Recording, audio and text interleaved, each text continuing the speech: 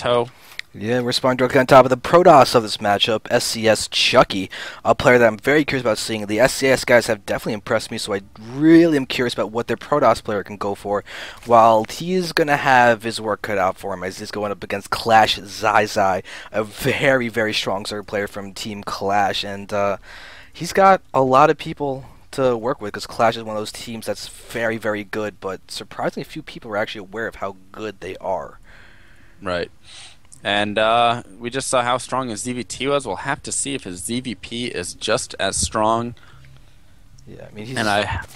And here we go, forward pylon going down there for SCS.Chucky. So going for that forge fast expand, which on this map is pretty much what you do. Yeah, it's kind of standard thing. Because the great thing about this map for forge fast expand is that even if you get up against a 6 pool, if you go for the pylon actually on the ramp as opposed to in the back, you should be able to wall it off in time for a 6 pool. Yes, you can actually wall off for a 6 pool, and I think you can do it actually with the pylon in the back right there. Really? I believe so.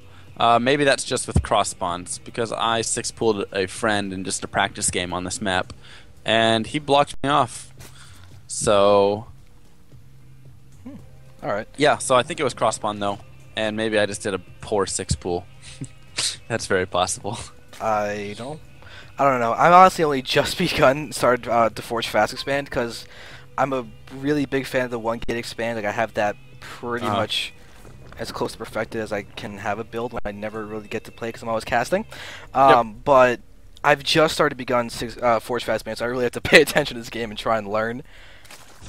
So it looks like we do have a pylon block going down from SCS.Chucky. So always annoying as a Zerg player to have to deal with that. Because now you have to get wait for the spawning pool, get the lings out, kill the pylon, and you also have to be careful in case he throws down cannons or anything like that. Yeah. But taking the fast third. But Chucky missed an opportunity to block this. He just rallied his probe to move around. He just completely missed his chance to block that third. Or I guess it's second, but at the third.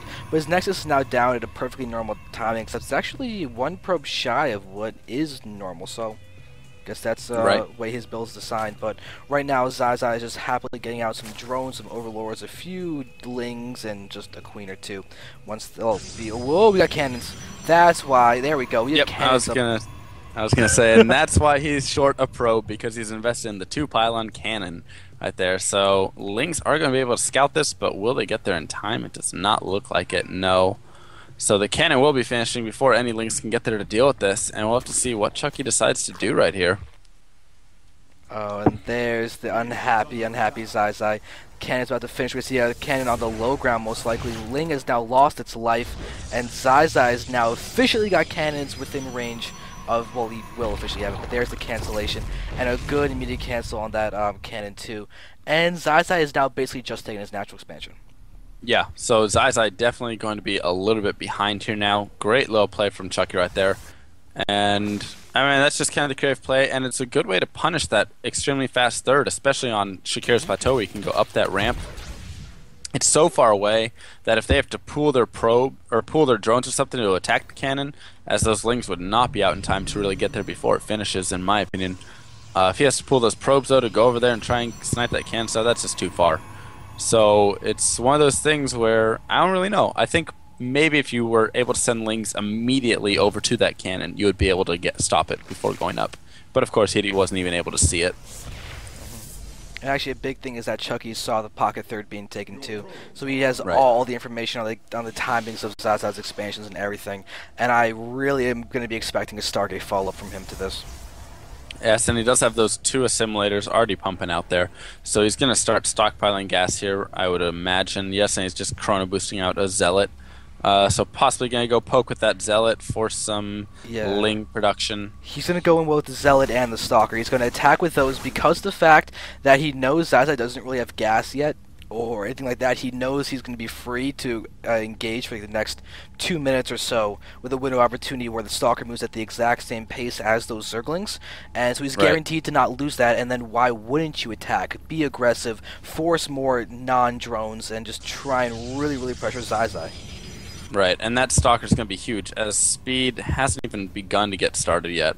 and no Roach Warren is down or any sort of tech to really deal with the Stalker right now at all. So there's going to be a slight push coming out from here, and I just see Chucky. I don't even know if he goes into Stargate from here. I see Chucky going into a 2-base all-in, as his opponent has been delayed on both of his expansions, on that third and on that natural, and he still has that hidden or that pylon up there that he can warp in units at for a little sneak attack.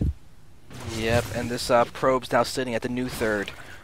Down there. It will immediately get scouted, though. ZaiZai must have seen it just heading up to the top, and yeah, even changed his direction of the links, and I didn't see it for a second, but that is now gone.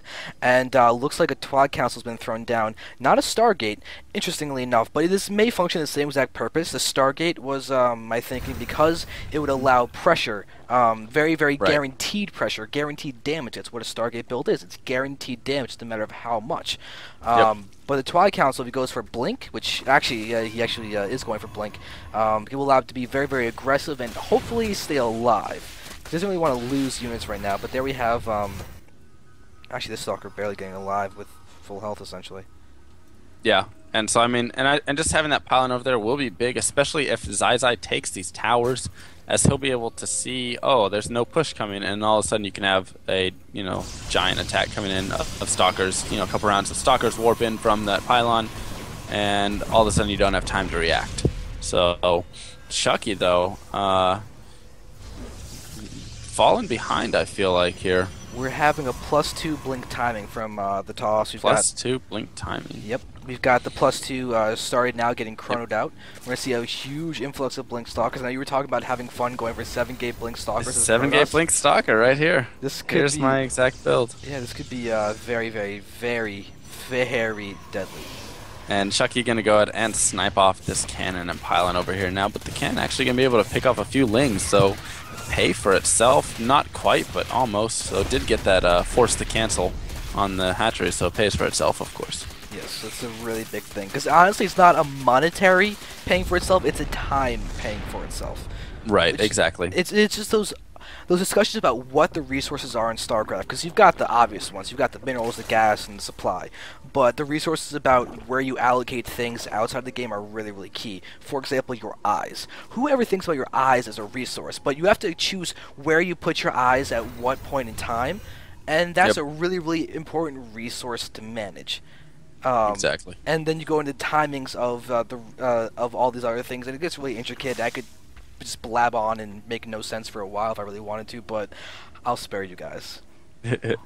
And right now we do see that ZaiZai has scouted, if you go to his vision, the Twilight Council, the extra gates. He knows what's coming. He knows this is going to be a Blink Stalker attack, and as you can see, that's why he's pushing all these units down here to force a surround on these Blink Stalkers. Try and do some damage. So it looks like ZaiZai, with beautiful macro, probably going to be able to handle this push. And he's going to go ahead and push him with some roaches here, and yes, this is going to force back Chucky. Yeah, it looks like he almost wanted to actually take an expansion fake a Blink Stalker all in, but now we're going to start seeing him pushing back, but ZaiZai got so many runs. Look at the food count, 67 to 150. This is something that Chucky is not going to be able to win the game with. He may be able to stay alive, but what he needs to do now is go into crisis management hardcore. Exactly, and I mean, I love the Blink Stalker micro right here. He's doing so beautifully, going to be able to snipe off so many of these roaches. And as ZaiZai, he's going to have to pull back right now. Oh, nope, there's a nice little influx. So I don't know if he's going to be able to actually finish these off. There's another warping right there. So ZaiZai might possibly actually... Oh, and he runs into a wall. So Stalkers, they're losing their lives.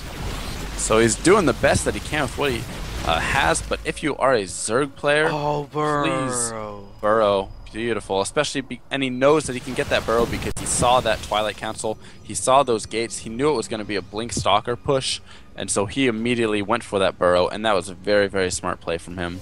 Yeah, there is no detection right now. Chucky's being forced to go for his robo. He knows he needs observers, but he needs a third. He needs a third. We see ZaiZai here. He can easily go for... actually, yeah, he's going for his fourth right now. I was about to point out why is he not doing that, but he is doing that because he's better than me. And he's going to be able to have twice of everything that Chucky could hope to have. Chucky going to try and do a little damage here, possibly deny something, but he knows he has to retreat immediately. And ZaiZai is in a commanding position as a Zerg player. please watch this replay, watch this cast over and over, and just notice the macro of ZaiZai, because even though he did get those hatches delayed right there, by 12 minutes he was already at like 150 supply and just was able to do so much damage. So he's going to try and push up here. I'm not quite sure this is the right choice. It looks like with that Warpin up top, Chucky will be able to hold this off. Yeah. So yes, ZaiZai is going to have to retreat, but at this point for a Zerg player, trading armies is not a bad idea at all. Not in the least. But let's for the fun look at this creep energy. His queen energy, they're all a little above 60, 70. For 15 minutes of the game, that means he's only missed 3 spawn larvas each. Right, so, I mean, very, very well done. And that's just the beautiful macro right there. I mean, my queens have 170 energy by now. And I'm like, oh crap, why don't I have any units? All I know is that if my queens actually have low energy at this point, then there's like 30 billion larvae sitting around. Oh yeah, exactly. So just beautiful macro by ZaiZai, and that's pretty much been a huge factor. Hydras are joining this mix. We do have that Immortal out now, so that will be huge to deal with those roaches if it does not get focused down. But we'll have to see exactly what ZaiZai can do. And ZaiZai trying to push in here, going to focus down that Immortal, pushes in. Those Hydras have such great DPS. Oh, they're so good against gateway units. They're just wrecking it. This is a forced situation for all my Protoss brethren out there, because right now we've got pure Blink Stalkers. It's all you can build. It's the most cost-effective unit you can have. It gives you micro opportunities to make the game, but right now we're just seeing Hydras rip them apart. And we're going to see only Zealots being able to be warped in now as the Cybernetics core does go down, so that is also going to be huge for Chucky. Let's see if he throws up a Cybernetics core. Yes, he does, so he's already responded to that well. But will it be in time as ZaiZai tearing these units apart? And no, GG from SCS.Chucky. GG indeed, though. Very nice, very well played by ZaiZai. That was. And it was actually played